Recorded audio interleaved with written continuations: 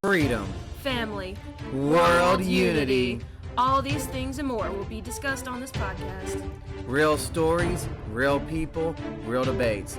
On this podcast, we like to express our freedoms and talk about anything and everything goes.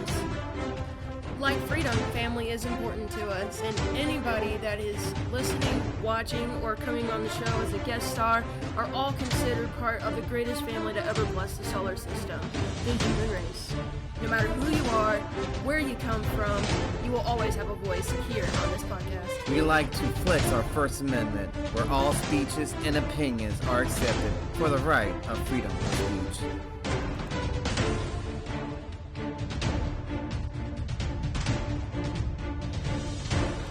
We have a saying we like to live by. Live life with eyes wide open. Being open-minded leads to true understanding of the world as it really is. Please, come, join us, and enjoy this experience as we embark on this journey of truth as we dismantle the subjective truth. I'm your host, Nick. And I'm your co-host, Victoria. And you're experiencing high consciousness.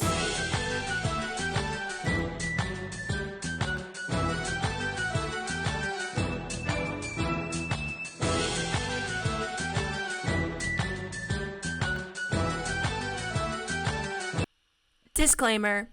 Any and all information on topics presented are to the best of all who is present in each episode's knowledge. The goal of this podcast is to bring people together and set the example we all wish to see in our everyday lives. Whether it's home life, education, politics, history, business, etc. Any and all subjects can and will be talked and peacefully debated about on this podcast. On debate episodes, there will be a set rules of debate that hosts and guests alike must follow.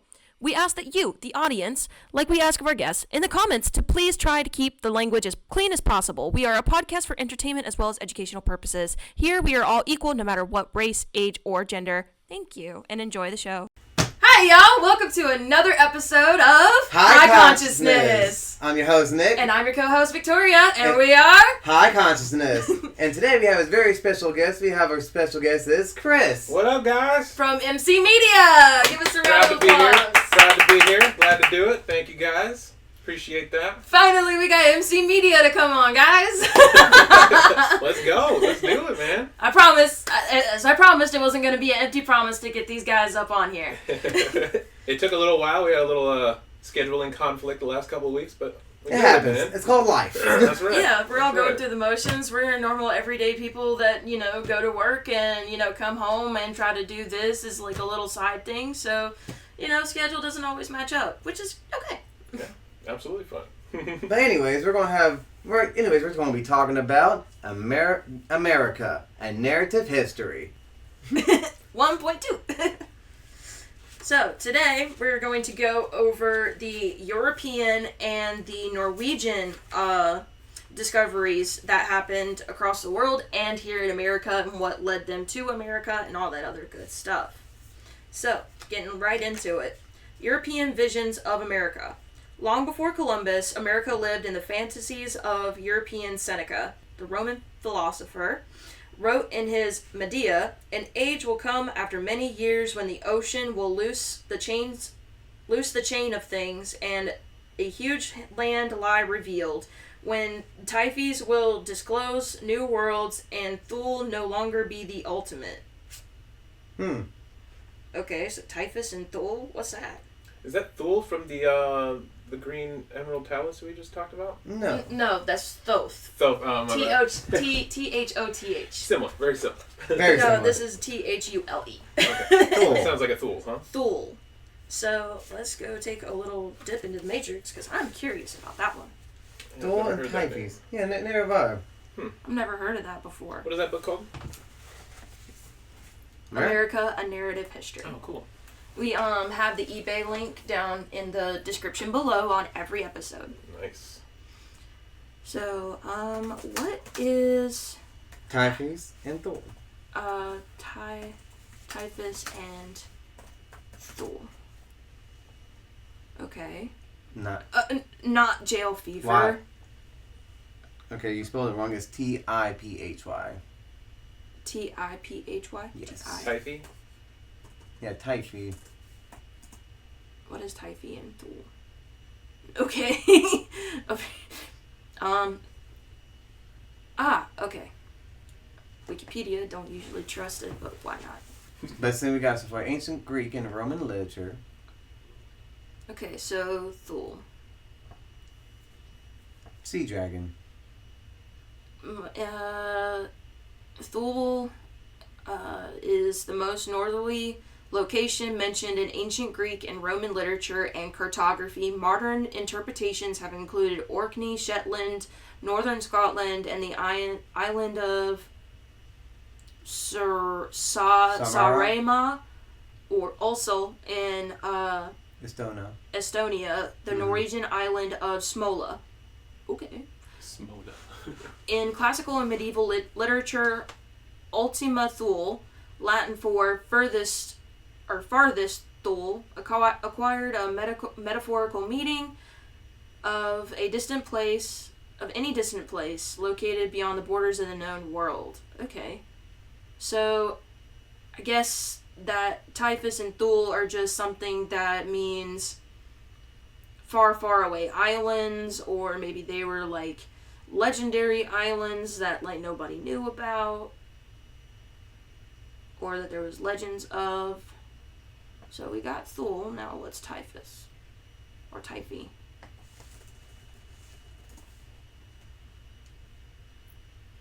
No, I don't want tipsy. Autocorrect? That's right. But it says... T-I, there's no H, baby. Wait. T-I-P. Is T-I-P-Y? Mm-hmm. It's still... Tippy? What the... 1984. Okay, this is not okay. A word that doesn't exist. T-I-P-H-Y? Yeah. I mean, he's supposed to be a what? Philosopher? Well, disclose or maybe it means... And throw no more to the ultimate. I mean, how the text... When I'm reading, if I can use my high school IQ over here when they teach me how to read it. I mean, when typhus will disclose new worlds and throw no more be the ultimate. Before Senor, the vast unknown beyond Gibraltar. So I'm guessing these are lands. Okay. Typhus was a... He was the helmsman of the... He was a helmsman of the Argonauts. So... Helmsman? Mm-hmm. Oh. Okay, Typhi and Thules. Greek mythology refers to the oral and literary traditions of the ancient Greeks considering their gods and heroes and the nature of the cosmos. It includes histories of gods and goddesses, heroes and monsters, as well as explanations for many important religious rituals. The term mythos refers to stories of gods, goddesses, heroes. The logos refers to the gradual development in rational philosophy and logic. Okay. So in other words... So, faraway lands and Argonaut helmsmen. Okay. that's what apparently that means. I don't know what that means. Argonaut helmsman. Yeah. So, you ever seen Jason and the Argonauts? No. Okay, so, Jason and the Argonauts is a old Greek mythological story about Zeus being, unfaithful to Hera, as usual, having a half-breed human son, and this guy just so happened to be named Jason, and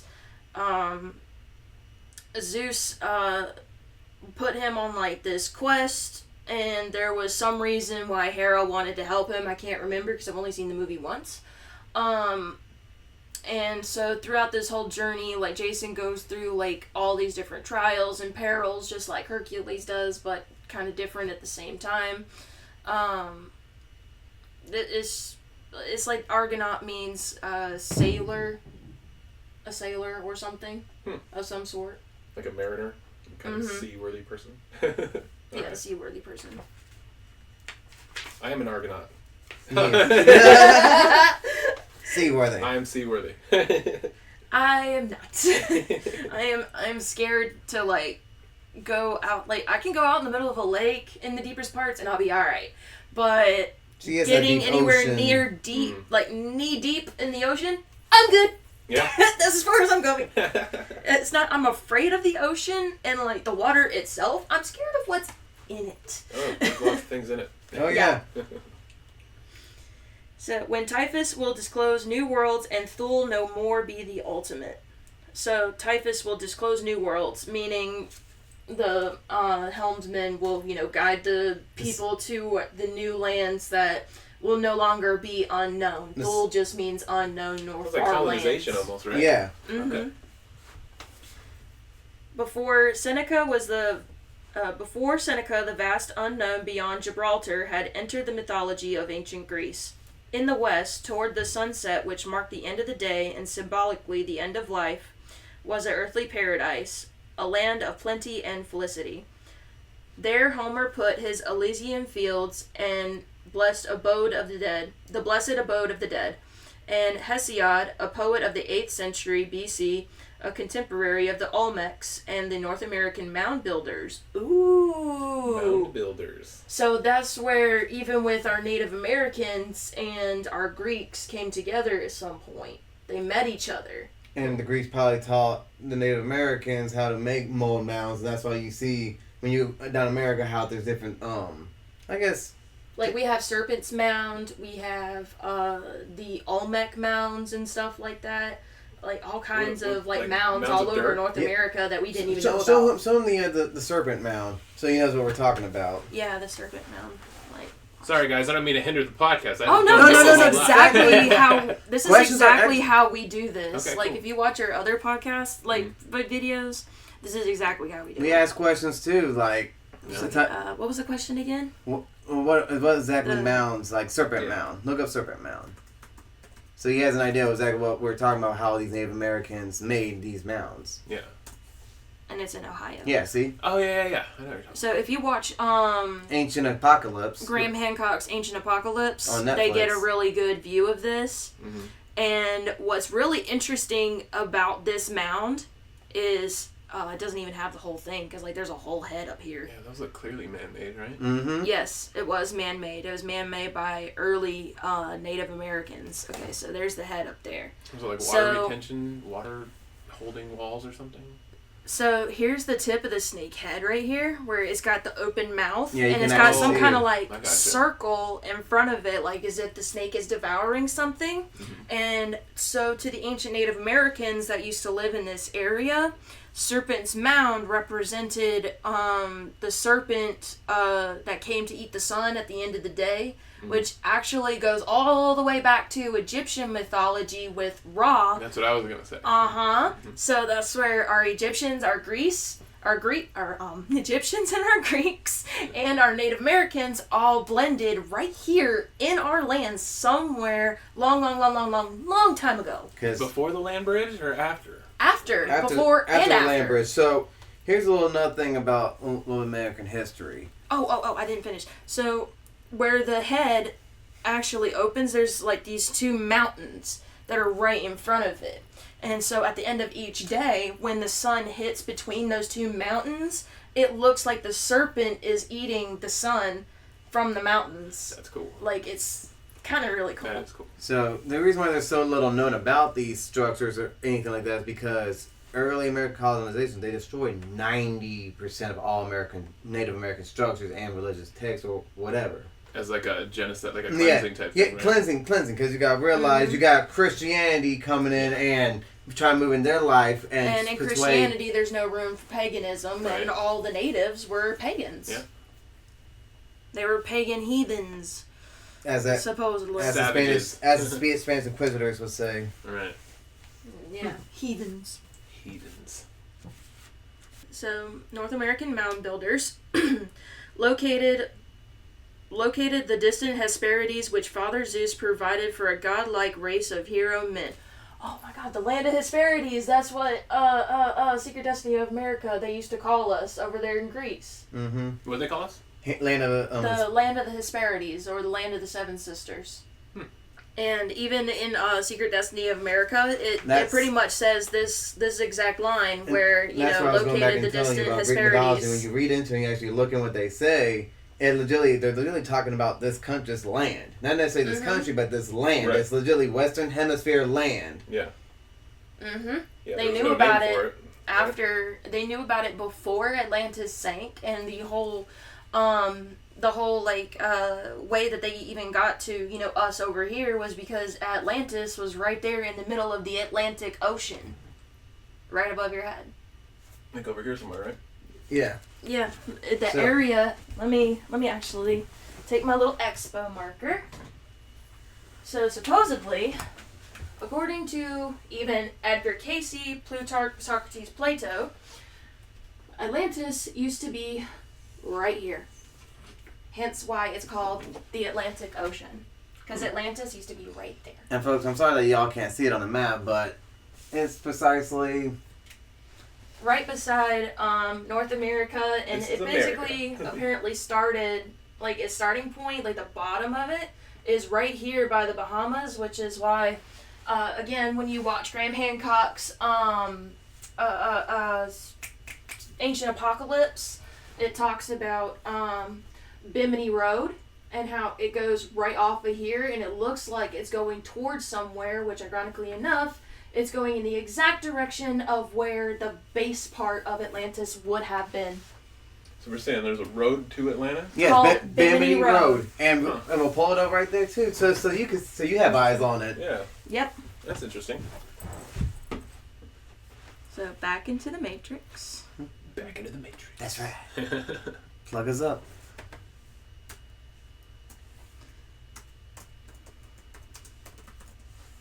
What's it called? Bimini Road. Bimini?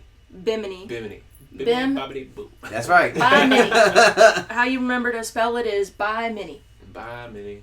Bimini. So let's see. Here's one picture of it. So these are entire. Mm-hmm. These are entire structures that that are man-made. There's no way, and scientists and archaeologists alike have done a lot of dating and studied this Bimini Road. Now they're still studying it, but with a lot of the studies that they have already done, they've already determined that these rocks were not naturally formed. This is a paved road that people made at some point. How deep is that in the ocean? I don't know. Get off the image. Well, you can see the light. I'll say get off images real quick, because I think that's where you're on. Is on images. Oh, you're on Bing. That's what you're on. Yeah, I'm on Bing.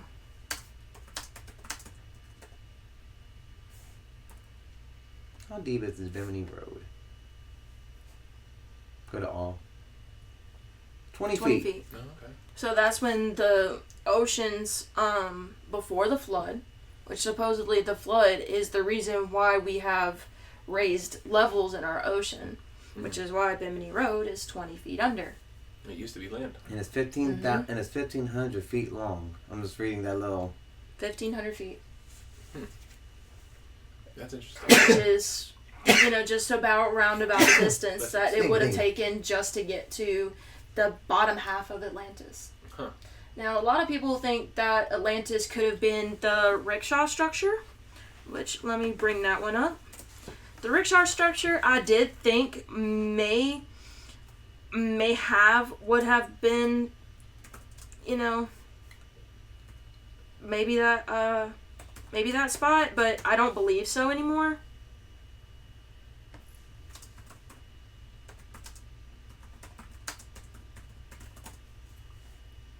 Oh, the Eye of the Desert. The rickshaw structure. I don't know how to spell it. I can never spell it right. They call it the Eye of the Sahara. The Eye of the Sahara.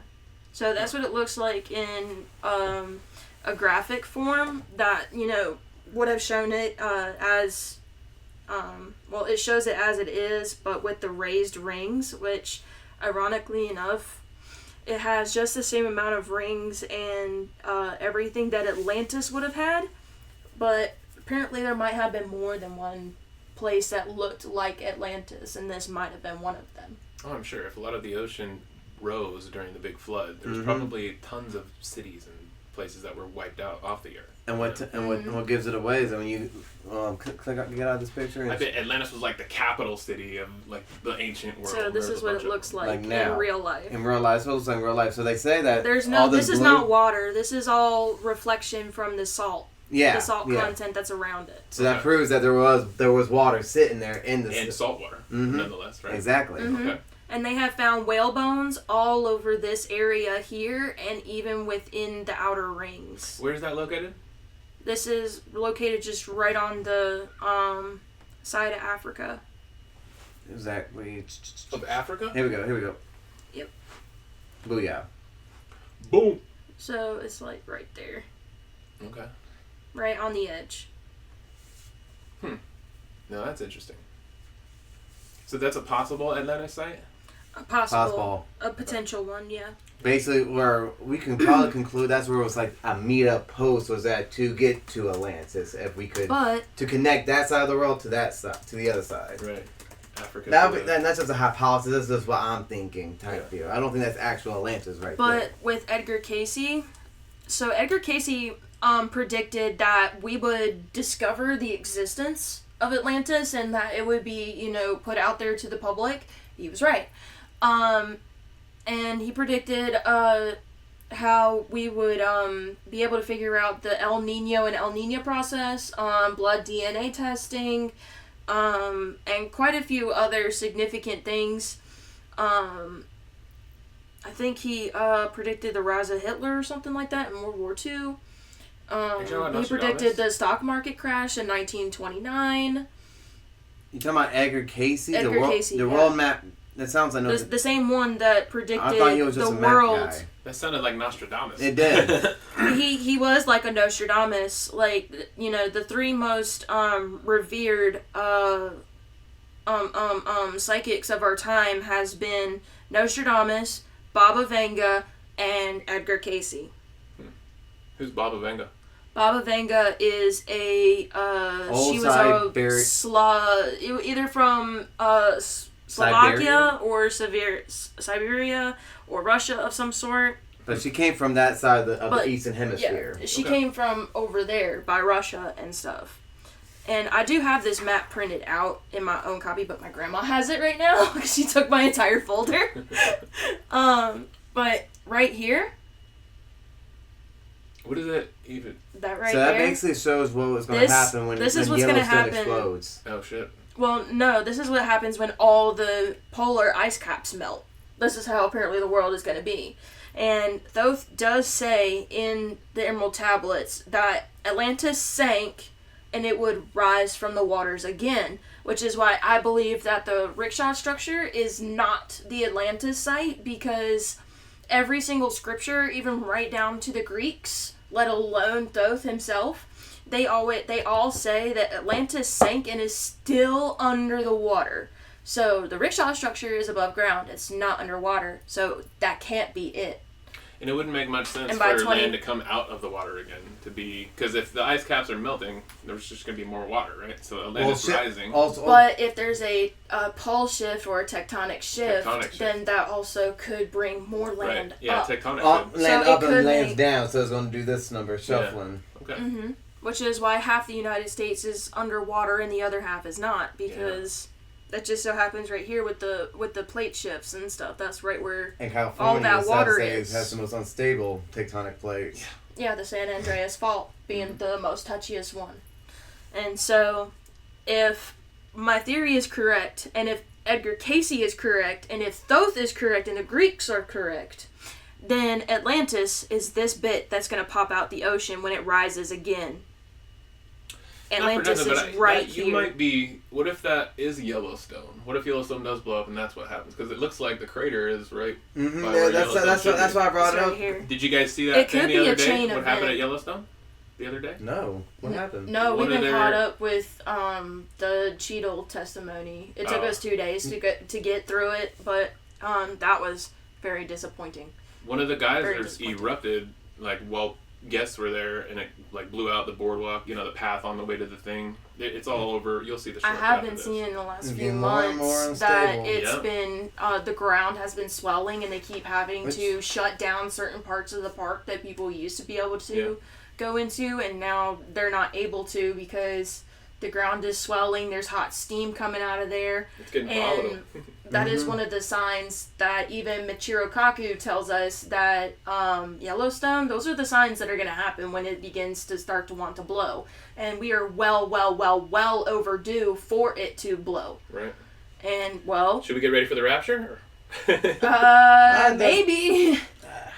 Maybe. I still say rapture. Well, but that's another question for me because like I believe if you talking about UFOs, you talking about UFOs and taking up all the science projects, then yeah. I mean, because at the end of the day, what's the difference between God and an alien? Exactly. And the answer is perspective, really. Yeah, your mindset. That's what it is. Yeah.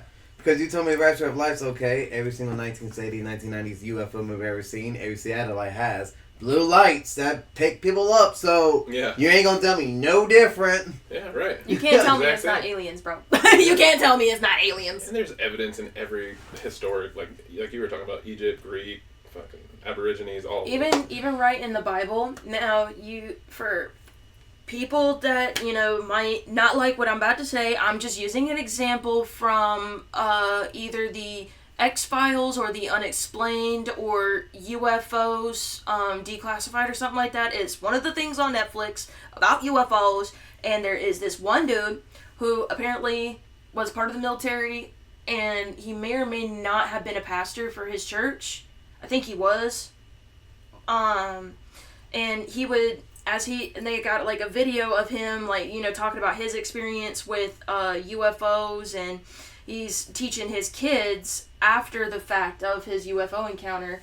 He's teaching his kids the Bible, but what's interesting with him and how he's teaching the Bible is the pillars of fire, the pillars of light that guided the people of Israel in the desert for 40 days, 40 nights, or 40 years, 40 nights. That was, he explains that was UFOs because that's just the way that the old ancient people, knew how to describe it. Because totally makes sense. It does. They don't understand anything mechanical. And also the three wise men, too. Right. And the three wise men, how they followed a moving star, moving, not even a northern star. And I mean, yes, it was a northern star, they said, but it moved. It was a moving star, they say. Yeah. And that was different from a shooting star because shooting stars have been going on the entire time. Exactly. So they have a different phrase for that. Right? Yep. Yeah, that makes sense. So even in the Bible, like if you read it from a different perspective and you take the faith and religious bias out of it and look at it, I guess, from a ufologist standpoint, it's like, my God, it's aliens.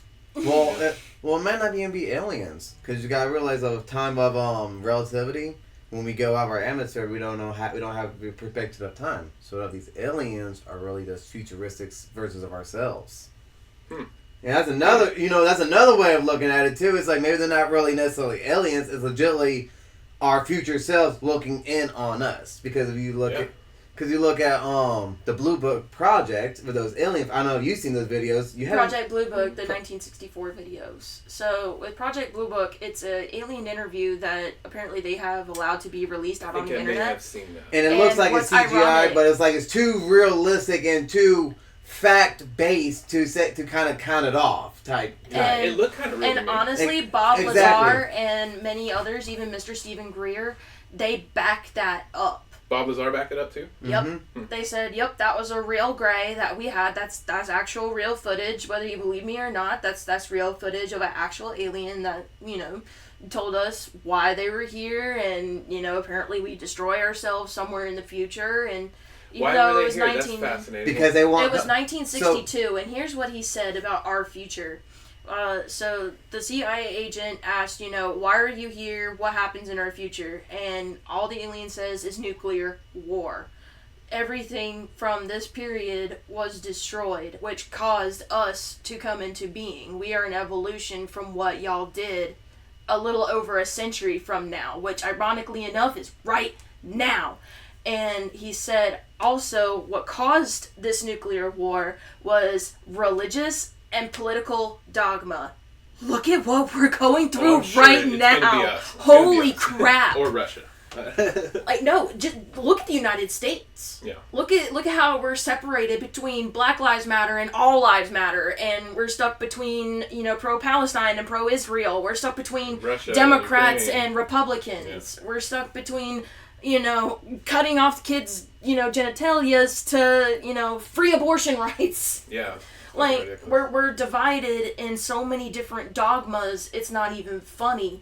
There's the political dogma with the whole Donald Trump, Joe Biden, Kamala Harris, all this political circus that's been going on for the last 8 years. No matter how you look at it. No matter how you look at it, it's a political circus. Like, if you're a Trumper, I'm sorry, it's still a circus. If you're a Biden bumper, it's still a circus. I don't care. Our Congress, our government has become a joke. It's a circus.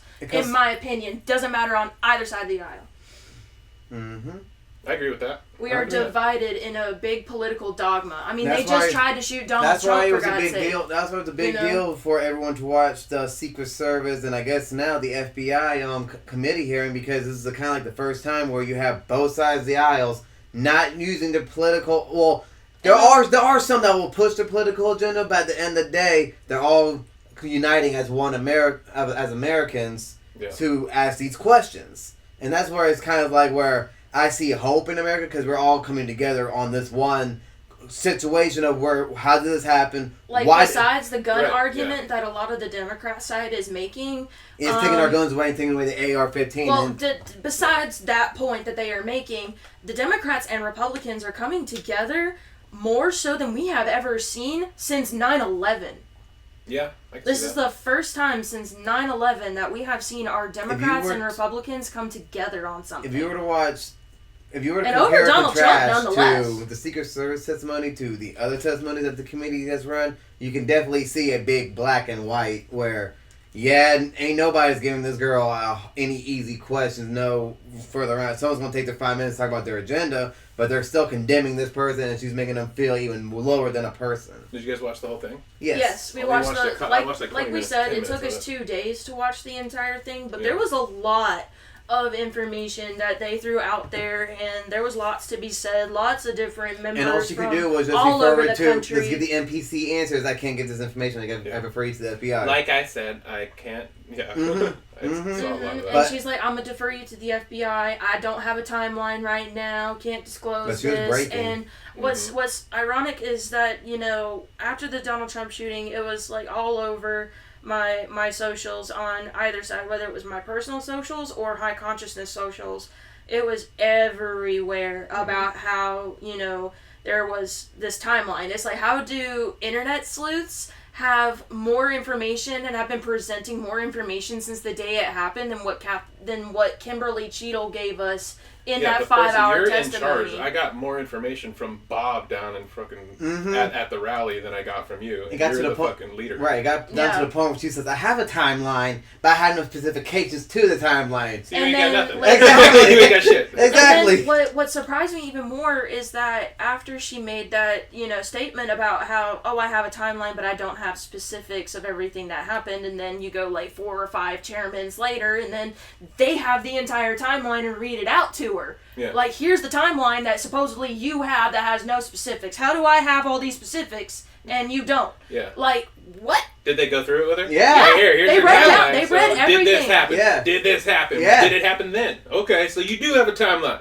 Yes, because they flat out Fuck you say, doing? this is a yes or no question. Right, I saw that. Like, it disturbs me to no end, and this is the leader of our Secret Service, and the whole reason why there has not been an assassination attempt on any congressional member or former president or current sitting president is because of the last attempt that happened with Ronald Reagan back in 81. Mm-hmm. And that's the whole reason why the Secret Service is as beefy as it is now. Yeah. Well, they fucked up. They didn't jump on top of him. They should have held him down and laid on top of him. Like, he stood up, and his face was showing for 15 seconds. Well, they fucked up, man. They did. They did. I mean, and they what's even worse is that Miss Cheadle, during the testimony, she did admit that, that roof, that the shooter was on, there was no Secret Service in that perimeter. It wasn't even part of the perimeter. It was not included within the perimeter, but yet it was a legitimate Pac-Man design that left that building purposely out of the perimeter line. And supposedly, an entire hour before the rally started, entire hour before Trump even took the stage, suspect, not a threat. he was I he was saw already, that too, yeah. And it's like, being called a suspect, So and what is that? How there's does a that- shady guy on a roof with a gun. and that's what they asked her too. Is like, when does a suspicious guy become a threat? Right. Because they literally asked, there was a sniper that had shots on him 2 minutes before he took the shots. Yeah. And he got the call, and you tell us right there on today that there was no call of a no shot. So he had the shot and could take the shot, but there was no definition between a suspicion and a threat. When does he become a threat? And she couldn't. Yeah, while y'all figuring that out, And she for couldn't anyone that answer wants it. She to couldn't answer watch that question. Mm-hmm. anyone that wants to watch the full hearing, if you are interested to, just fact check us and make sure that we are saying the right things here, because we are saying things that were said verbatim from the committee hearing. You can find it on Forbes Breaking News. They Or have ABC it, News or NBC. or on It's ABC. it's basically their last live stream. It's gonna be 5 hours and 35 minutes. But 5 hours and 19. But you gotta realize that whole 5 hours is not no boring segments of talking. It's legitimately an interrogation. 5 minutes between each 60 congressional member. Can you handle 5 minutes of straight hard answer questions? Like being literally derailed and being dehumanized. Yeah. Because at one point, one dude was like, referred to the Ronald Reagan assassination, and he said, "You know what the head of the Secret Services did?" She said, he continued on. He was like, "No, he resigned. He stepped down." Yeah. Which is what you should do. And she's like, "No, I believe that I should stay at my post, blah, blah, blah. I'm the best person." And it's like, the buck stops with you. You are not being honest. You are not being transparent. You are beating around the bush. You're not answering questions that we already had the answers to. You didn't keep the former president, safe. That is one of your jobs. Mm-hmm. You didn't do your job. You when I don't do my job, I get fired. And both sides said that.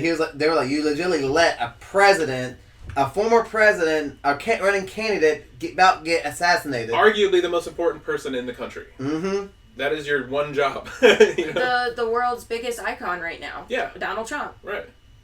Yeah. That's your one job. Mm-hmm. That's all you have to do is protect. And we're sorry for getting all political and everything. It's just, we didn't mean to. It's and just you guys know we're not the usually facts of like the world this. and news But that's going on around. No, it's good. No, it's good. It's our open-minded opinion, and we legitimately don't sit on either side of the political aisle, but we're legitimately just watching people's actions and seeing what they're doing with their actions, what they say. Are they going to follow through with what they're saying, or are they going to fold and legitimately be blowing up smoke up our asses? And the fallout from that, so that guy got that close to a former president with a gun. So what does that do to all the other people that do want to kill him legitimately? That gives them a lot of confidence. Like, hey, look how close he got. Let's all try.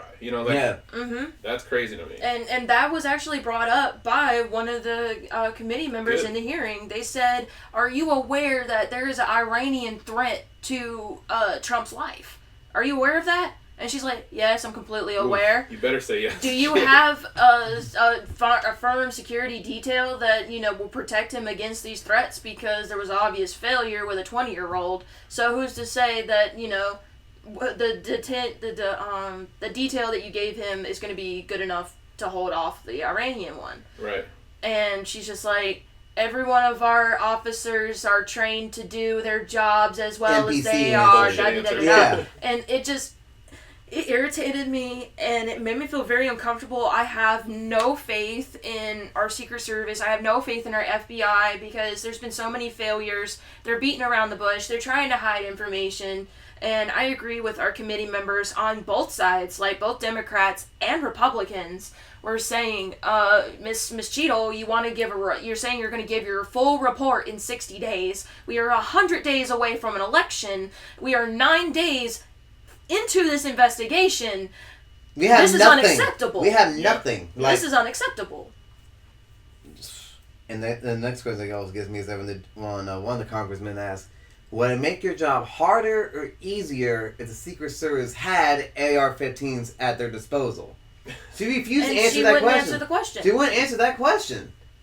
Like, legitimately, one answer, yes. He legitimately said, "I don't care if you answer yes or no." It's political, like, she's just, I don't want to say it because I don't want to be accused of saying that guns help will make my job easier. Right. But it's like, which is another part of a deeper agenda that we continue to see. It's just a repeated pattern at this point. At the end of the day, I see this as a way of how they can try to take our guns away with the Second Amendment, because they made it real clear that other people in the aisle can't interpret what the Second Amendment means. And it's like, okay, well, it don't infringe on my rights to bear arms. And if you feel like you need to take my guns away, okay, then stop funding Ukraine.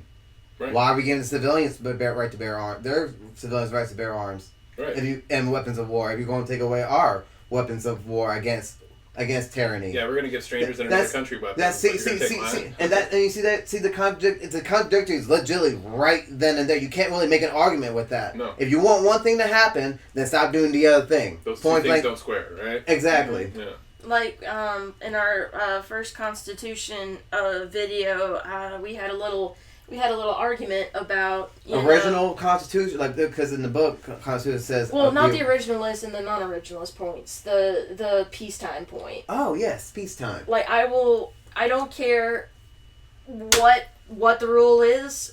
If any country is sending money to another country that is engaged in a war, we are engaged in war. We are not in a peacetime. That's just how it is to me.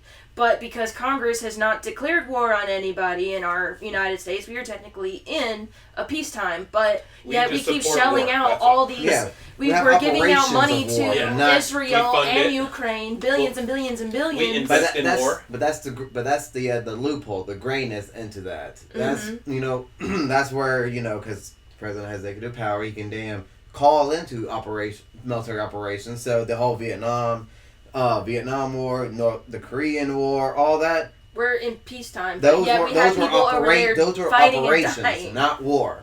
War operations. It's crazy. It's because you actually think about the terminology. Just a political way to put your words so it sounds a little better to somebody. Exactly. But it's just a way for the war complex and the war machine to keep going, and for the American taxpayer to keep funding it. Keep us getting taxed with World War I, because taxes are supposed to be. In World War I, supposed to be just temporary. To fund the war effort? Yeah. Yep. Yeah. And then, And then when we're in peacetime, we're not supposed to have all these taxes anymore. So the fact that we're still getting hit with all these taxes and they're claiming, oh, this is peacetime. Well, you're taking all of our taxes that according to our Constitution, you are charging us because we're still in wartime. But because you can from see, World War One. Mm-hmm. Yep, and that's where the timeline starts, from World War One. Because you look, all the international conflicts in the United States have started since World War One. Mm-hmm. It's a lot. Well, the government started taking in all that money, and they're like, "Hey, look what we can do with all this money. Let's just keep taking it." And change our terminology from war missions to operations. Yeah. And then military operation. Then give our country a scare with different ideologies, with communism, and how it's really messing up how Vietnam is getting taken over communism, and how all this is happening in the Cold War. We need money for the war effort. We need money to get to these people. So what is a military operation without war? That's not war. I don't know. Right. It has to be. Like, I would think a military operation always has something to do with war, therefore it's a wartime era, in my opinion. But once again, it goes down to those three-letter organizations and the three-letter agencies. And the Pentagon with the deep state. Mm-hmm. With the black budget money. That's where it kind of all comes down to. Yeah. We're all being robbed blind when we're not supposed to being we're not supposed to be being robbed. And call me a conspiracy and we're being robbed by our own government, but just make it make sense. Right. It's legitimately one of those things. Make it make sense. Yeah, I agree with that. It's fucking crazy. Yep, we're not supposed to have income tax. That was only for the war effort. We're not supposed to have it. Federal tax isn't supposed to be around. I think it's only state tax that we're supposed to have. Mm-hmm. Yeah, when I run for office, I'm going to push on that. For real? Yeah, I like that. I mean, I hate to say it like this, because it's also going to be a controversial point that I put out. We're in a corporate America. All right, corporate. Now, the question is, when did the corporations take over? When did we become a corporation America rather than a country? And the answer that time is going to scare you a little bit, because I'm thinking about the Industrial Revolution, probably. Right? Industrial Revolution during the World War One, was it? No, during World War One and the Civil War. Civil War. The Industrial Revolution was during the Civil War. That's right. So you gotta realize Rockefellers, the Vanderbilts, the Carnegies, the what's the other one? There's like 13 of them that would legitimately build America with their machinery and mechanics. And how they decided to show their dominance over America was 1935 by printing the first dollar bills with that pyramid with the 13 bricks. Yeah. But the reason I bring this up, though, is because we all were taught, this is going to be very controversial and really sensitive, we were taught that the Civil War was about slavery. Mm-hmm. Now, what if that was part of it? That was the smaller. That was a smaller, important piece of the part. But what if the bigger picture was it was actually corporations versus the people? Because if you look into why the South wanted to keep the slaves, yes, it was to keep the old ways alive. But you also got to realize they had a lot of farmland. It was mostly for money. That's free labor. Yeah. You're right. But corporate also, labor. but corporate labor with machines. Now, let me remind you this. How would you convince John Henry? How would you convince a plantation owner that has a lot of farm to buy one of your machines? It'll take the place of 10 slaves. Thousands of slaves. Because you got to realize 3 machines could do a work of 300 slaves. Oh, yeah. Well. And also, if we go back to now I own you because I have the equipment to make your life easier. You can be nicer to your slaves, so I'm giving you a way out. You're going to pay me a fucking premium. Exactly. And I'm going to own you. I'm not going to teach you how to build the machines and this and that third or how to mechanic because you got to keep coming towards me. And I'm going to tell you my agenda, and you're going to do these things politically in the world. And you refuse, boom, Civil War. Now all the slaves are involved. Now you have no choice but to come into me and pay for these machines. Right. That's like I said, I don't know how you feel about slavery, but that's like the trap there with corporation and our good example for that. Look at the 2 legends that we have of American legends.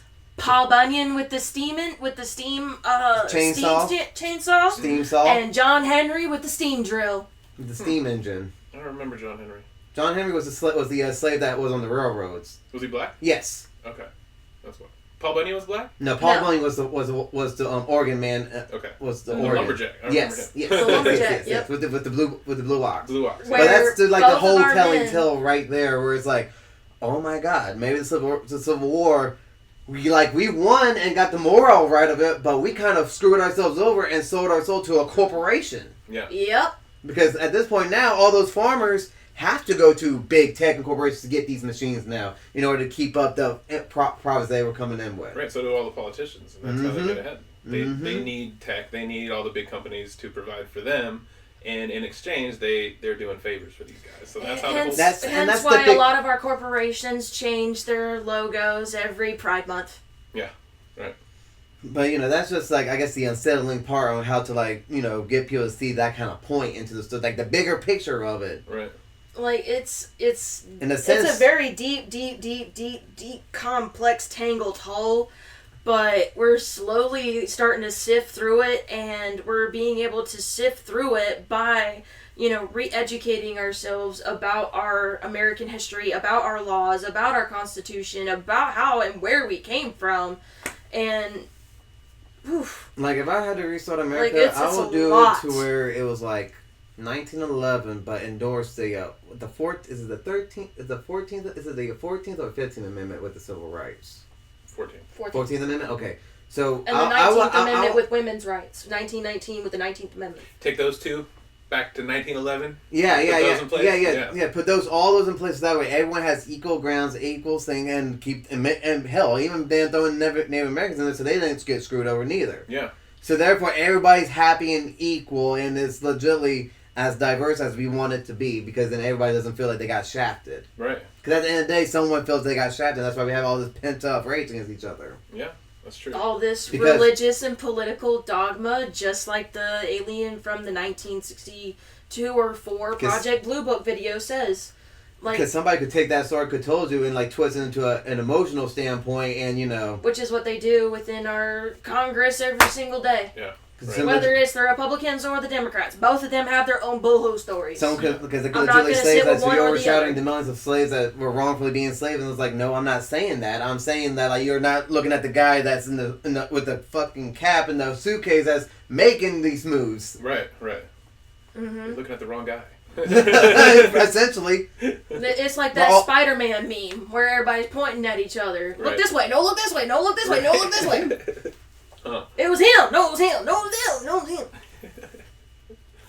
A lot of interesting... That is funny. That was a good sidebar. Oh my goodness, we're already about an hour. Really? Yeah. I didn't even feel like an hour, man. Right? Time flies when you're having fun. There's a lot of good stuff. Yeah. Especially when it's a whole bunch of stuff that we didn't know, and a lot of insight and a third-person perspective. Yeah, it's fun. I like that. How long do you guys usually record for? About like an hour. Nice. About an hour. About now, because attention span, and we're not like trying to be like Joe Rogan all the up 4 to 5 hours long, because who's really gonna sit there and watch that? It's a lot. Yeah. I mean, unless you're Joe Rogan, somebody will sit there and watch that. But when you're not Joe Rogan, they're not gonna sit down and listen to you for 2 hours. No, I record like an hour and a half, and I'll chop it up into like 3 episodes. That's what I'll try to do now. We put it all just out in one. Yeah, I like that. We just try to keep it within a good little time frame. So like when we have guests, at this point our viewers know that that it's going to go over a little bit because we get distracted with talking about third party things. In our regular episodes we keep them between 38 minutes to 45 minutes. Nice. Unless it's like a really long topic and we ended up getting into a really long discussion. Yeah. Or we get into a heated debate. You guys fight a lot? Just the one time about okay. the peacetime argument. Just that one time. Did you post it? Oh yeah, it's up there. I like Constitution intro 1.1. I'll have to check it out. I have to download Rumble though. Yeah, Rumble is our bread and butter right now. Because YouTube it's still shadow banning us, and you still can't look us up on Google. It's still very annoying. Yeah, only so but at least with Rumble, it's our bread and butter. We're making money off of that, so at least that helps. Nice. That's awesome. 30 cents, but it helps. No, fuck that. I get, $1 here, $1 there from Facebook. $10, $12, whatever. Right, can't be mad. Give me that free money. This is just my passion right now. I'm exactly. just fucking around. Right? And anything, I'm connecting with different people and learning a whole bunch of new things that now it's really expanding your whole your whole perceptions on things. Right.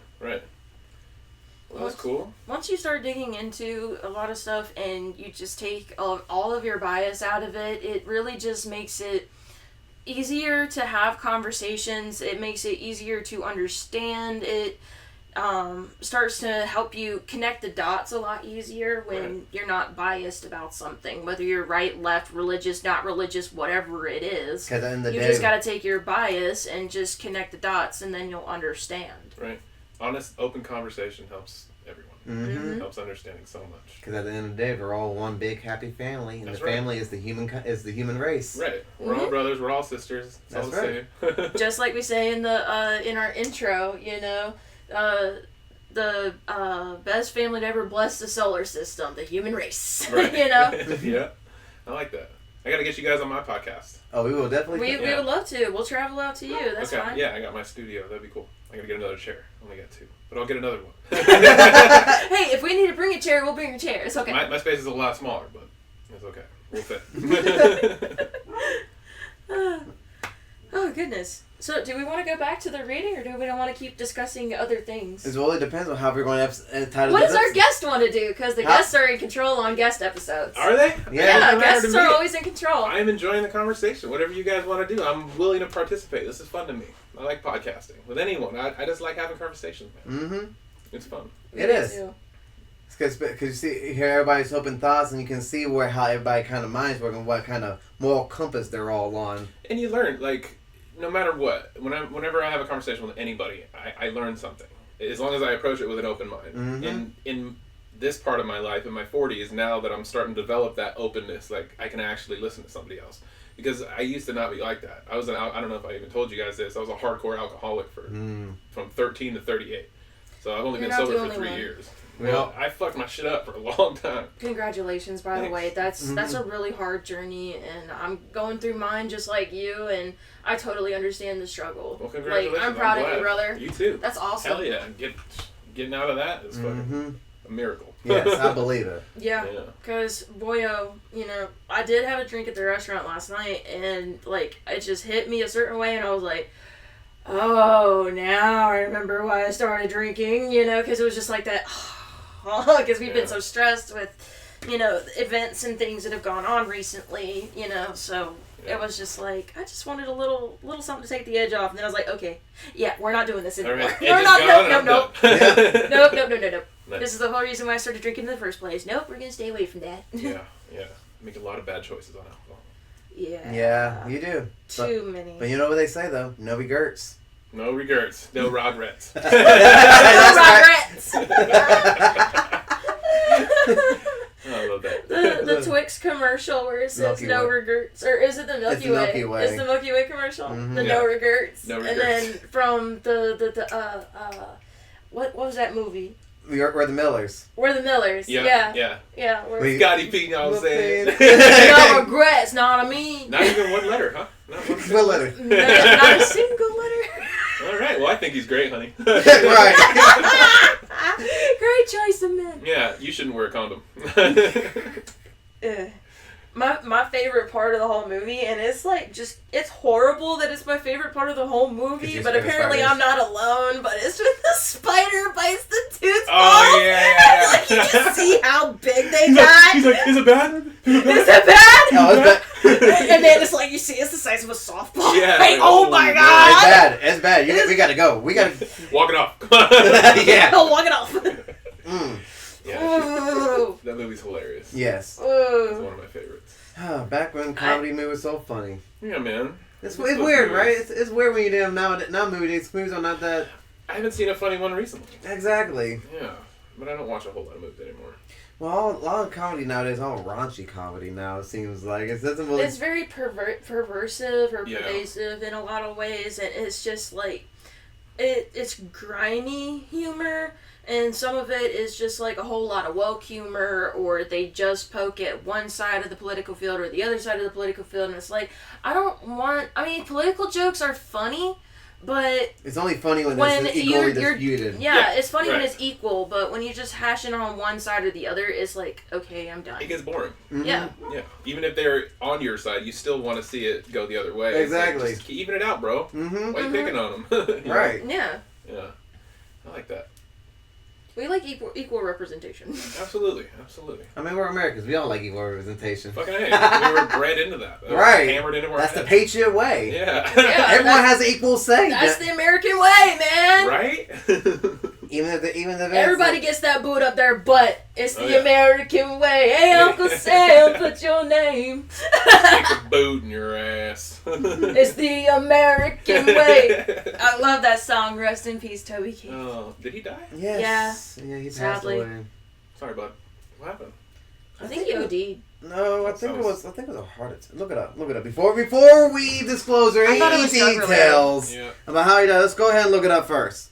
He crashed his spaceship. That's how he passed away. Oh, God. Well, knowing Toby Keith, it wouldn't surprise me. I mean, he made Red Solo Cup. Did you know that Red Solo Cup was actually just a song that he came up with while he was mid-partying? So, like, that whole music video where he's singing the song, that was the party that he threw just as a normal... house party that turned into a music video because he created the song while he was partying. Dude, that's the best songs are written that way. Originality at its finest. Mm-hmm. Very. My best songs are written in like 10 minutes. Like when you have that inspiration come in, it's like, oh fuck, I got it right now. Died 62 cause of death. There you go.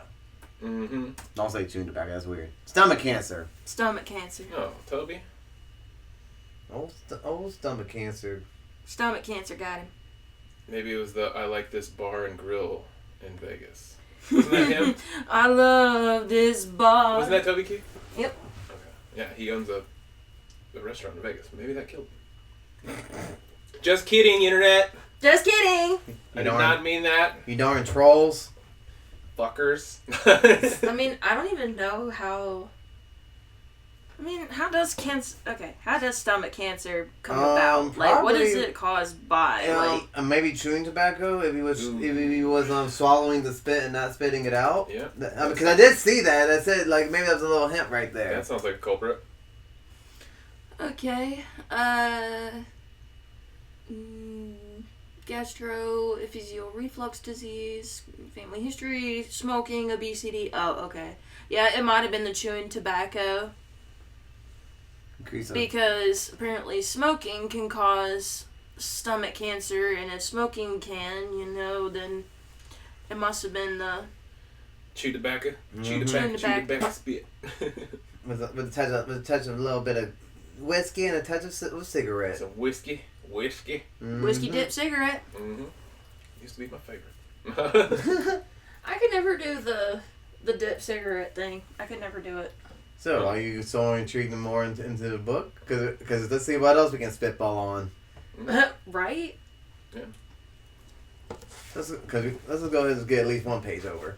Yeah, let's get one page done at least. Well, at least let's finish the European podcast visions. has got like 10 years worth of content. Yeah, no kidding. Yeah, right. 10 years worth of damn content here. Let's see. Okay. So let's just start with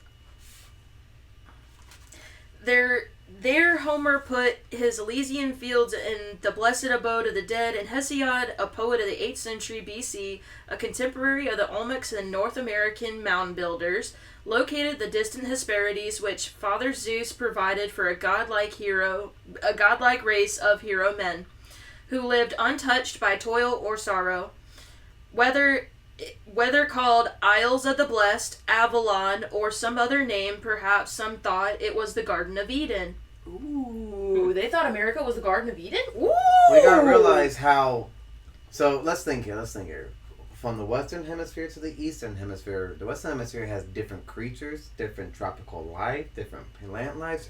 So when you think about these ancient Greeks and ancient Egyptians, when they came over here, it probably was like a Garden of Eden to them, because it was so new. Yeah, very novel, and yeah, of course it was. Yeah, it couldn't have been the Garden of Eden, because if the Garden of Eden had, those specific rivers flowing from it, we're far away from being anywhere near attached to those kinds of rivers. So, yeah, America was would it work. on the Jordan River or the Euphrates River? The Euphrates, the Jordan, the Pison, and Gihon. Okay. Yeah, Yep. that makes sense. Garden of Eden. This happy land survived in myth throughout the Middle Ages, coloring the perceptions of explorers. When Sir Thomas More, we read about him in The Secret Destiny of America. He's the one that gives the idea of utopia. Yep. When Sir Thomas More envisioned an ideal society in his book, Utopia, 1516, he placed it on an island in the New World. Peter Martyr, the earliest European historian of the New World, said in the late 15th century that the natives seemed to live in a golden world of which old writers speak so much, wherein men lived simply and innocently without enforcement of laws, without quarrelings, judges, or libels, content only to satisfy nature without further vexation for knowledge of things to come. This noble savage, as John Dryden later called him, would haunt the imagination for centuries. His reputation still clings to the popular image of the Native Americans, and the vision of America as a place of rebirth, a new Eden freed from the historical sins of the old world, still colors the self-image of American people. Fugitive myths of legendary lands and forgotten voyages gripped the medieval imagination and appeared on fanciful maps. St. Brendan's Isles, visited by Irish monks in the 6th century, Antilia, Antilia, A-N-T-I-L-I-A. Antilia, yeah. Whence Christians had fled the Moors, but built 7 cities according to rule of 7 bishops. Brazil, Satanizes, and others. Some of them perhaps confused reports of the Azores or Canaries, some even perhaps garbled accounts of real discoveries. Occasionally, curious bits of carved wood, even corpses that looked vaguely Chinese, washed up in the Azores. Vagrant reminders, like meteorites from space, of worlds unknown. So what are Azores? What's that? I don't know, the but mountain range and I don't know, but I do see the similarities though in that little passage though that each different society foretold a wayward land that will have strong beings. Yeah, that's the similarities I see in that passage. Okay, the archipelagos. Archipelago. That's all it is. Azores is Archipelago? the old word for archipelago. Oh, okay. what does archipelago mean? The Azores are a part of Portugal as well.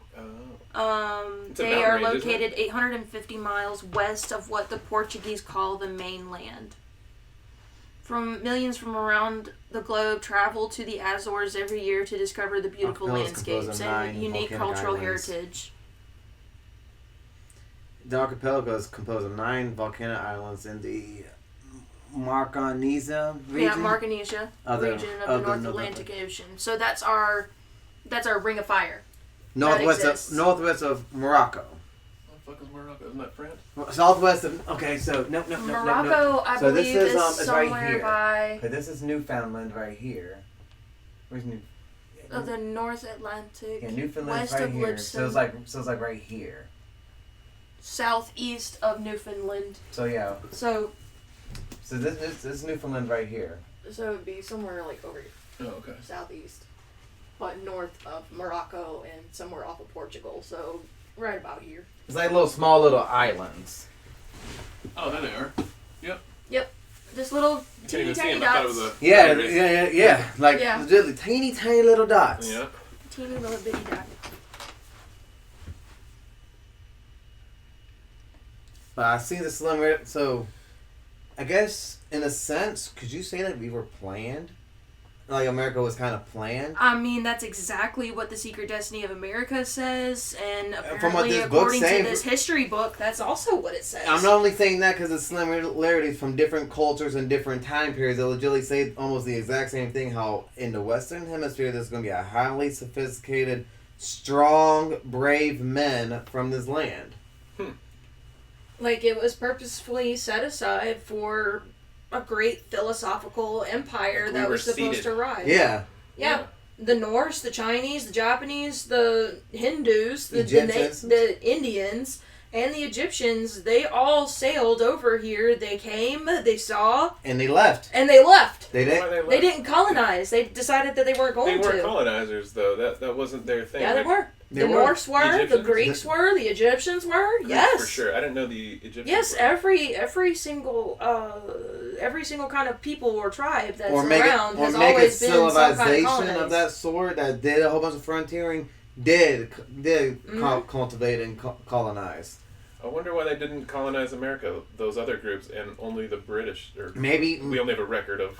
my guess is the similarities of religions between all the civilizations. Because remember, all pagan religious faith. Right. So when they, of course, with some saying in the contrast with the Egyptians with the other pagans, they could say, "Oh, that's the same as that, and same as that," and that's where they could combine the two with different names. Right. And then when the royalties, because the Spaniards and the Spain king, queen, and the king of England, when they came in with Christianity, the one God, the religion came in. So that kind of cuts off the whole.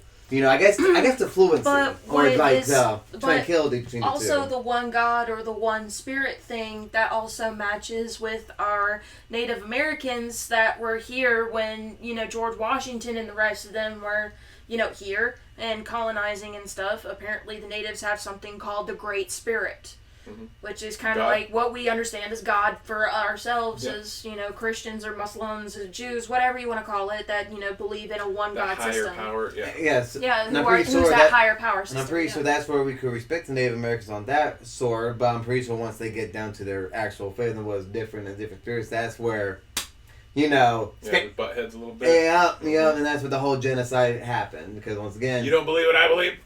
Yeah. So, like I said, maybe that's why the other cultures of those time ancient civilizations didn't do that, because they saw too much eye to eye in their spiritual and philosophy.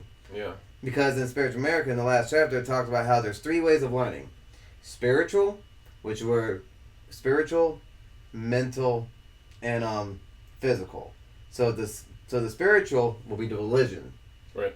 It'd be the tradition that is set in place. Sam plays that, and that'll be the spiritual learning. And then the mental learning is the philosophy. No, it's the observation. The observation, yeah. Observation is the philosophy behind the religious text. Third step, application. Application, which is science. You apply the science to prove that those 2 points happen, or did. Mm-hmm. And when you have all 3 of them combined together, that's when you have complete learning of oneself and completion of, I guess, your... Oneness, if you will? Yes. Yes. complete enlightenment. Yeah. Okay. Mm-hmm. Some Buddhist shit. Yeah, pretty much. Yeah. Pretty much. And what's ironic is that even as I've been studying the Quran, the Torah, and the Bible, all of those things, Which you see right there on the whiteboard. The The Bible difference. whiteboard. That's the slim it Oh, up. nice. All those books that are there are all in all 3 books. They're Okay. all there. I do want to read the Quran. I can't. Nice. Let's see. Bring the camera a little I got you. I'll tell you when. closer. Oh, sorry. Yep. Going a little mobile, y'all. Yep, that's our little research board. You can pause it. Mhm. It's a string, that's why. Yep, we're good. Yeah. Yep, they see it. But as you can see, all 3 religions essentially have the same stories, but from what I can conclude and what Toy conclude, it's different perspectives of the story. And also, because of the different languages, their names are different. Like, for instance, over there with the Quran, you have Noah, who is Nu, Moses, who is Musa, Solomon, who is Solomon, you have Jonah, who is Jonas, you have David, who is Duad, and Goliath, who is Javak, Jalvak or something like that. Satan, which is Shaitan, Sodom and Gomorrah, which is the Lot story, which in their book he's called Lut. Jesus is also mentioned and who he was, the son of Mary, Messiah, Dazeda, and he is just known as Isa in their language. So, and the reason why the language barrier, you can blame the Tower of Babel. Yep, because we all have to remember that I got you. Yeah. Yep, there we go. We all have to remember that, when Moses went to the mountain to get so according to Christians, he went to the mountain to get the Ten Commandments. To the Jews, he got the Torah and the Commandments. And then to the Muslims, apparently he came down with the Quran and the Torah. And it's within their own Quran. And it's in black and white, written in their own book. I have found it. I got it sticky noted. So I can bring that up to you. So, yeah. Moses was after the Tower of Babel. And so apparently when Moses went up to the mountain on Mount Zion, he came down after spending 40 days, 40 nights, or 40 years, 40 nights. Something like that. One version says he spent 40 years and 40 nights, 40 days, 40 nights. Another version says he spent 40 years with God on that mountain. So it sounds like they're all the same stories. It's just coming from different perspectives, different cultures, really, right? Yeah. Mm-hmm. Huh, that's interesting. And so in the Quran, it says that God gave Moses, the Torah for the Hebrew-speaking peoples, the Jews, and he gave the Quran to the Arabic-speaking peoples, the Muslims, and it was so that they could understand that they are the same and representing the same and worshiping the same God. I love that. It's We should in that their idea is Quran. It's in the Quran itself. So we all supposed to be Muslim then? No.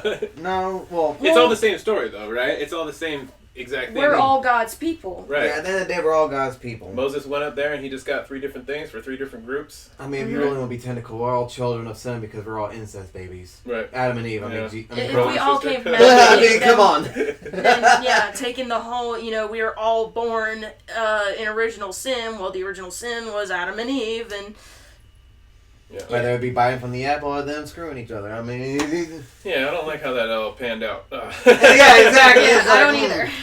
Yeah. Contradictories, all these contradictories. That's why I say I'm spiritualist, because I'll legitimately analyze too much. Right. Like, for example, Cain and Abel.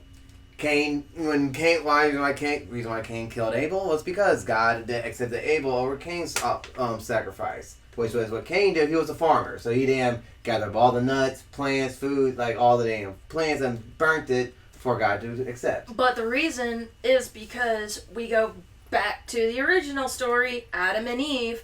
So when God cast Adam and Eve out of the garden, He placed a curse on the land. He placed a curse on the soil. So where Abel gave God a offering of the animals, the meats of the animals that he was raising, Cain gave bearing fruits and vegetables from the land, because one was a herder, the other one was a farmer. Mm-hmm. And, well, because God cursed the ground, and I guess Cain never got the 411 from Adam, Cain ended up getting rejected from God because he tried to give God something that was already tainted. So, of course, God would reject it. Something grown from the grounds of the garden? Mm-hmm. From the grounds that were cursed. Right. I don't remember that part, but I'll you know what? I'll bring it up. Okay. I'll pull it up for you, buddy. I'll pull it up. Because it's what screams at me. It's like, God that's contradictory right then and there. Yeah, it legitimately says God cursed the ground, and then we move on to Cain and Abel. Cain was a farmer. He gave the fruits and grains of his labor as a sacrifice, and God rejected him. God's like, yo, don't you know I poisoned that ground that you grew that stuff by? Exactly. And so then, he kills Abel, and it's because, of the whole thing. And it's like, well, in my eyes, when you take it from a scholarly perspective, I feel that is the higher power's that's fault. That's the Amplified Bible. That's like the English, doesn't give King James Version. I got the King James Version, so you could actually see the official version too. Because they both say the exact same freaking thing.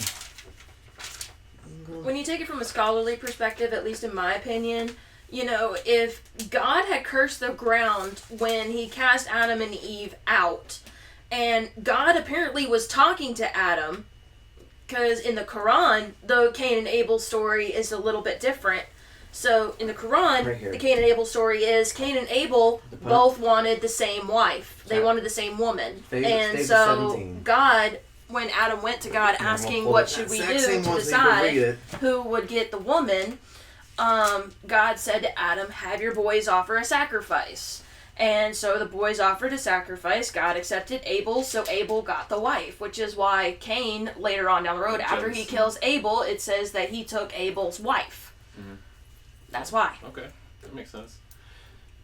And unto Adam he said, because thou hast hearkened unto the voice of thy wife, and hast eaten of the tree of which I commanded thee, saying, thou shalt not eat of it.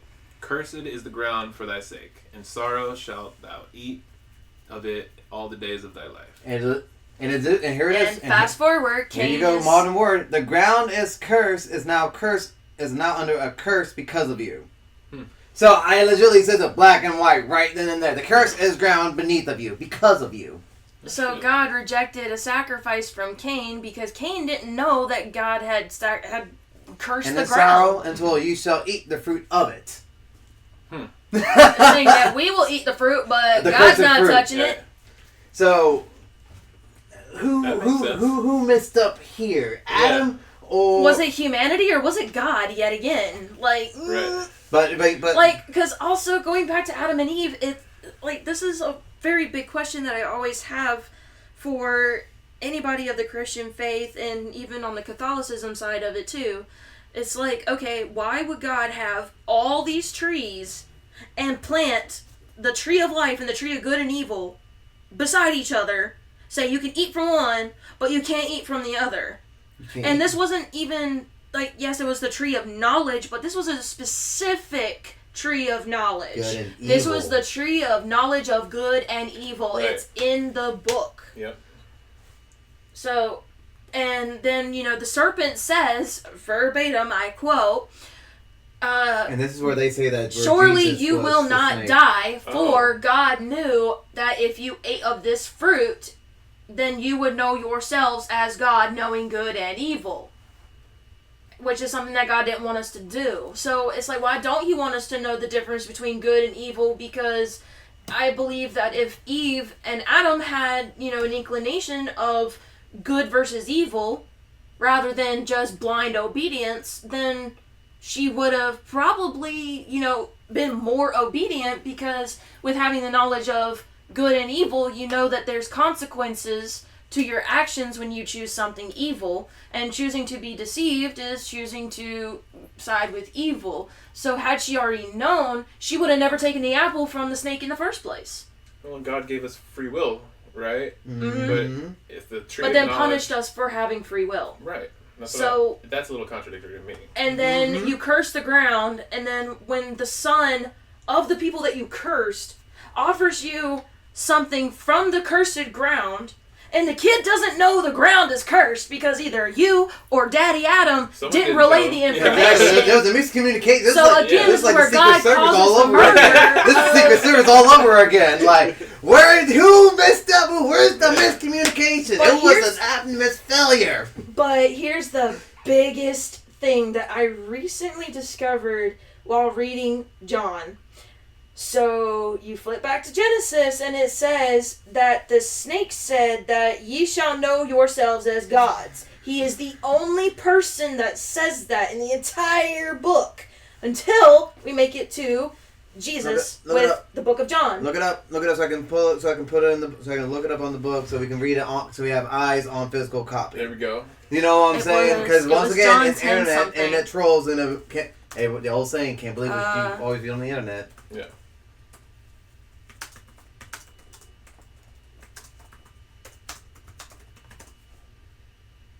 John 10:34 through 38.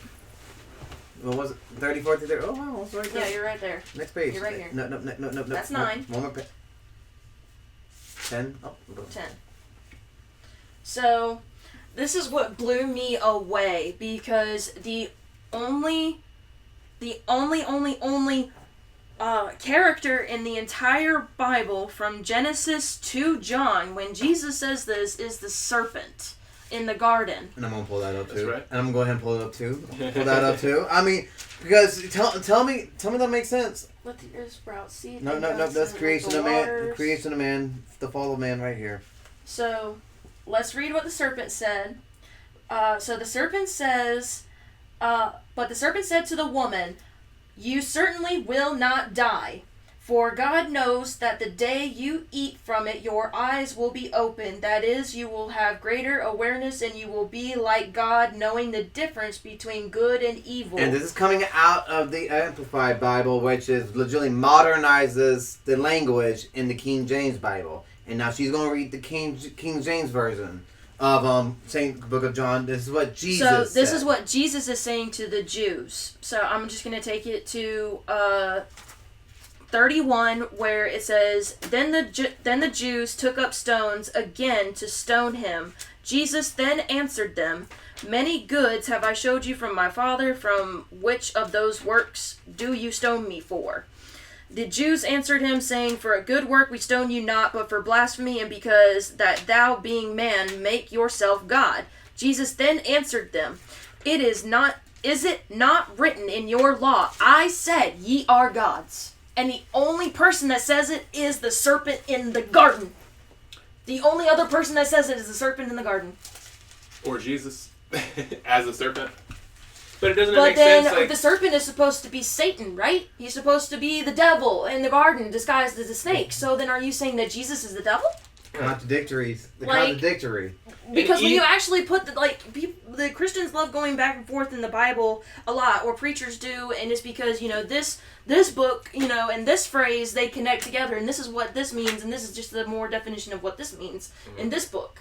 And I'm like, okay, so then if you want to do this with all over the book with everything else, especially when it has to do with righteous values and morals or moral standings, then why don't we also do the same with Jesus with the serpent? Because the only person that says that ye are gods is the serpent and Jesus. Right. So then Jesus is the serpent in my eyes. Or at least that's how I am reading it. Because I've read, in between the rest of it, all the Judges, all the Exodus, all of this, all the Kings. I've read everything in between. No one else but Jesus and the serpent says, ye are gods. Isn't that right? Is that in the Quran or the Torah? We don't know. I don't know. I haven't gotten that far with those two yet. But with this one, I got that far. At least with the King James Bible. I did get that far. We got to figure out what exactly in the Quran is the Book of John called. Right. Yeah, I'm saying at that point, we're legitimately diversing two different languages between Hebrew and Muslim. It'll have to be the story. You have to read the whole story and be like, okay, there it is. Yeah, exactly. Yeah. And the Quran is not set up like the Torah or the Bible. So it's very different. It's a little hard to explain. It's not very chronological. Sorry to me. It kind of seems more like I was going to say sorry to the crowd for, shambling your thoughts of saying that the devil might be Jesus, Jesus might be controversy, but it's just like it's in the book and how it's right there in the Bible. How else when are you you read going it to yourself. interpret it? And besides that, we're just having a conversation. We're just having a conversation about it. Yeah, exactly. Like, everyone can believe what they wish to believe, and that is totally okay. Like free will, free world. We're all human. We all believe what we want to believe. If Eve didn't eat the apple, then we wouldn't have the knowledge of good and evil. So we would just be blind, obedient, naked people, unaware. Like, we wouldn't be anywhere. We wouldn't be who we are today. We would be no wiser than beasts. Right. That seems counterproductive that God would put a tree there with food that has knowledge, but you can't eat it. That doesn't make sense to me. Mm-hmm. And why are you going to put the tree of life and the tree of knowledge of good and evil right next to each other? Beside and each I can't other? Eat from one, right? After God had said, I don't want a peach. Yeah, I can have everything else except for that one. And again, when you read in Genesis, as God created the garden, and before He created Adam, He said that every tree and every fruit was pleasing to the eye and good to eat. Yeah. And then He made man, and He told him, you can eat from every tree and every fruit in the garden that is pleasing to the eye, but one. And that was the tree of knowledge of good and evil, which the tree of knowledge of good and evil was also very pleasing to the eye, with fruit that looked pleasing to eat. What are you going to do? So it was just like all the other trees. I call that a booby trap. Yeah, it is. Yeah. Booby trap. Big booby trap. Yeah. Cosmic booby trap. Eternal booby trap. Eternal cosmic booby trap. Yeah. Huh. And that's where that doesn't make sense to me. It's like, why would God create a garden and then tell us we can eat from everything but one? And then when we do eat from that one, even though you gave us free will, you punish us for having that free will. And then from that free will, we try to be obedient and offer sacrifice, but because you cursed the ground on which we walk on, we try to give you a sacrifice from that ground because we are grateful to you. You didn't tell us. You smack our hands like we did something bad, not knowing that we did something bad, and curse us forever for it. Like, huh? And then you confuse all of our languages, and you see that we all are, bad with each other. After that, we're all working together before the Tower of Babel and as it's being built. And then at some point, God decides to come down and check out what we're doing. Mm-hmm. And it's like, oh, look at them. There ain't nothing they can't do when they work together. Right? I don't like this. Boof! But there's no context to determine why God didn't want us. Again, this is where humans were in unity, working together in harmony. And God supposedly didn't like that and then decided to confound our languages and spread us across the earth. Makes God sound like a bully.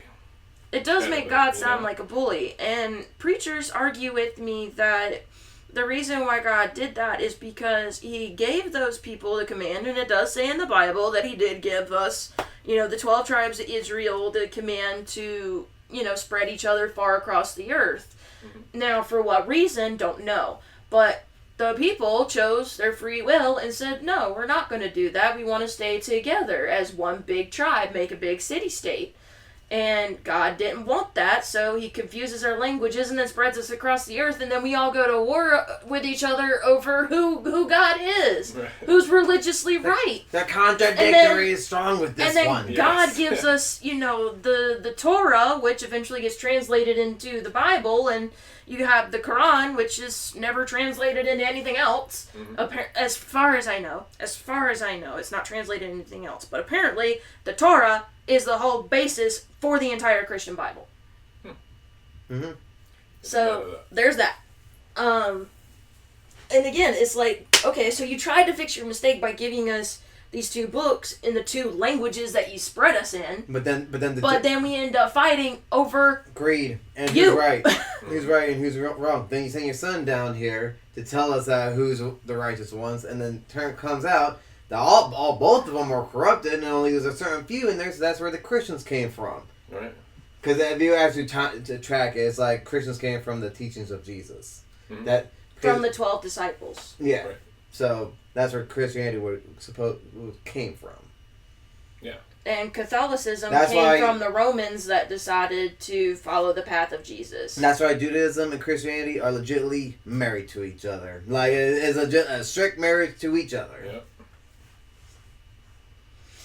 Crazy, mind-blowing stuff. Yes, man. That's a lot of shit. It's just like time and time again. It's like, God made a mistake. God tries to fix mistake. Trying to fix said mistake makes mistake worse. Just make matters worse. Because look at how much bloodshed there has been just over the identity of Christ between the Palestinians or the Muslims and the Jews. Mm-hmm. Jews say he was the Son of God. The Muslims say he wasn't. And it's blasphemy that y'all even say that he was crucified because he never was. Yeah. And then you have the Jews that say he was crucified, never had kids, blah, blah, blah. The Quran says he was never crucified. He got married to Mary Magdalene. They had kids. There's an entire Jesus bloodline out there somewhere. Plus, and the only one that says anything about it is the Quran. And the Knights Templar. And the Knights Templar. Yep, I saw the Da Vinci Code. Before they killed them. Mm-hmm. So, apparently, the Roman Catholic Church, who gave birth to the Knights Templar in the first place, which is also the same ones that took them out, by the way. That brings that whole phrase of, that phrase your mama said to you when you were young, I brought you into this world, now I'm going to take you out. Yeah. Bring a whole new meaning to it, doesn't it? So the Knights Templar, they were highly revered. They were made by the Catholic Church. They were supposed to be, the knights that took all the Jews and the Christians to Jerusalem and made sure they were safe. Safe passage to Jerusalem. Safe passage to Jerusalem from all the highwaymen and the robbers. But there was another sect of the Knights Templar. There was a secret sect. And this secret sect was the ones that went across the world raiding different temples and looking for the Ark of the Covenants and the tablets of Moses, all that stuff. And, well, they actually did end up finding something, apparently under the Dome of the Rock in Israel itself. Not only did they find one Ark of the Covenant, they found 6. Supposedly, there's 10 of them. Where are they at now? Here. In America? Don't know. Some might be here, some might be over there, some might be in England, some might be in Russia, some might be in South America. It's part of that secret society ordeal.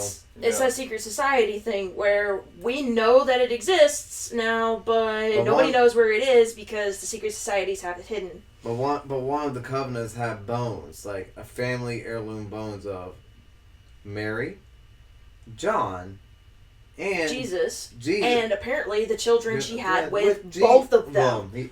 Dude, that's the Holy Grail right there. Yeah. Yeah, that's the Holy Grail that they were looking for. Yes.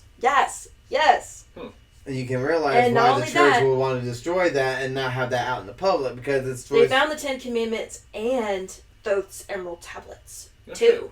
Plus, they found scriptures that was apparently brought in the whole, it brought the truth of how the Holy Trinity, the Holy Spirit, is not masculine. It is the divine feminine. I heard that. And apparently when the Knights Templar went back to the church and told them what they found, the church killed them for it.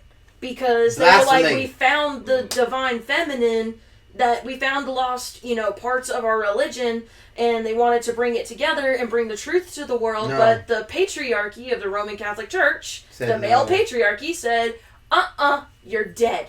Mm-hmm. Because apparently, I don't know what it is. Why? So, how much sense, and this is a question that I have for all Christians and Catholics and Jews, how much sense does it make that a male, if Jesus is male, if the Holy Spirit is male, and if God itself is male, where's the divine feminine? Where do you get women from? How would something that is entirely male create female? When it doesn't have anything to do with female. Or it doesn't know anything about female. Where's the divine feminine at? Right. Where is it? Apparently it's the Holy Spirit part. Osmosis from a dude? Apparently it's the Holy Spirit part. God is both divine masculine and divine feminine. It's a source, not one or the other. It's a source. Not a thing, a source. I guess that's the part that's like hard to... It's not male. Really kind of hard to comprehend. Female. Yeah. Because when we talk about God, we think of it as like an almighty being of cosmos, but in actuality, it could be just a source of energy that's all. Because we all have a thing called the worship gene in us, where we legitimately believe in something above ourselves. That's every person that's legitimately isn't genetically in our coding. So that's where it kind of comes from, that saying that it's a source, not a being, not a damn anything else of the sort. Legitimately not a source. Noun. Exactly, not a noun. It's not male. It's not female. It's both. That's kind of how I understand it. God to me is just that it's inside of me, and it is the thing that makes me do good things or positive things. And if it's something I'm doing evil, or if I'm having bad thoughts to hurt someone or something, I call that the devil or evil or something like that. That's how I've come to understand good and evil, God and the devil, that kind of stuff. And at the end of the day, it's nothing but trials. Right. And for Native Americans, that would be the black wolf and the white wolf. Yeah, exactly. Which one are you going to feed? Yeah. A lot of interesting, fun stuff. Yeah. This is fun. This is fun. I love doing this. Yeah, we should do it again. I do gotta get Yeah. out of here pretty quick. You're good. All right. Well, with that being said, we're going to wrap up this episode. Please leave us a like, a comment, subscribe, hit that notification bell so that you're notified every time that we drop a new video or a short. And stay tuned for us. Next time, we're going to continue with the Constitution 1.2 next week on Monday. And also, remember to always live life with eyes wide open. And a side comment, 1.2 is going to be more letters of silence do good. Benjamin's Frank's persona as an old lady. Yeah, that's been really interesting. He's legitimately... That'll be cool. A 16-year-old Benjamin Franklin writing... Like, he's writing as an alias, as an elderly widow woman to his older brother till he can publish his stories in his brother's newspaper. In the very first American newspaper, Cool. His brother would not allow Benjamin Franklin to write for the paper. So Benjamin Franklin got smart and started writing letters, like he said, posing as an elderly woman named Silence Dogood, an anonymous person in the neighborhood, and was slipping them under the print shop door. And his brother and the people that worked for him, they ate it up. Yeah. They loved That's it. Cool. They revered it. That's a cool story. And I was like, man, Ben Franklin was the original G. He's a baller, yeah. He was the original prankster. Ben Frank's the OG. I like that. Well, thank you guys for having me, man. I really appreciate that. Absolutely. And we're happy we love having you We'll do on. it again. We'll get on mine and do the same shit. Yep. Yep. Thank you guys very much. Thank you for coming. And with that, we're out, y'all.